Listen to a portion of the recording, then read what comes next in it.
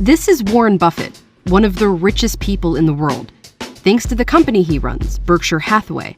Basically, it's a holding company that just owns a bunch of other companies, Geico, Dairy Queen, a huge railroad, as well as a lot of stock in other companies like Apple and Coca-Cola.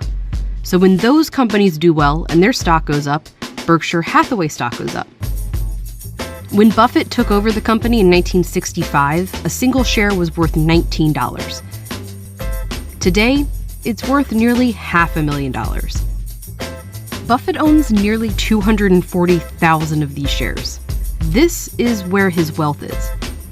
But as he's been known for pointing out, Warren Buffett still pays a lower tax rate than his secretary. She pays at twice the rate I pay.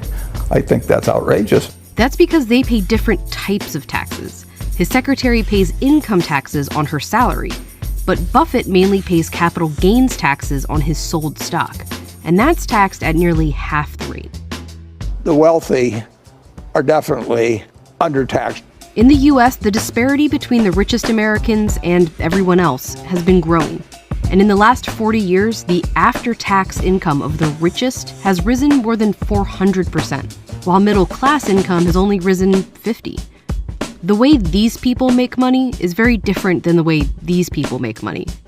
And they're not taxed the same. I pay less in taxes than people that work for a living and make as much money as I do. This is Morris. He used to work on Wall Street. Now he's retired and lives off his many stock market investments. I own stock in companies, Berkshire Hathaway and Amazon and Apple.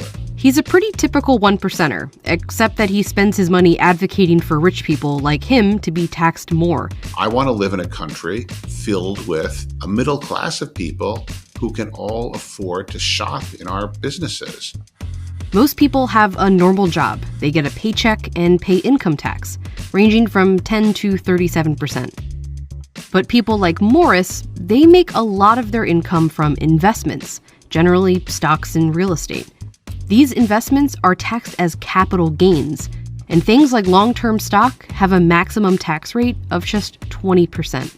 I sold some stock recently for $400,000, and my taxes on that are around $50,000. But that $50,000 is far less tax than anyone who has a job making $400,000 a year would pay. And most of his wealth, well, isn't even taxable. People like Morris or Buffett are worth so much money because of the stock that they hold, but it's not tangible, spendable, taxable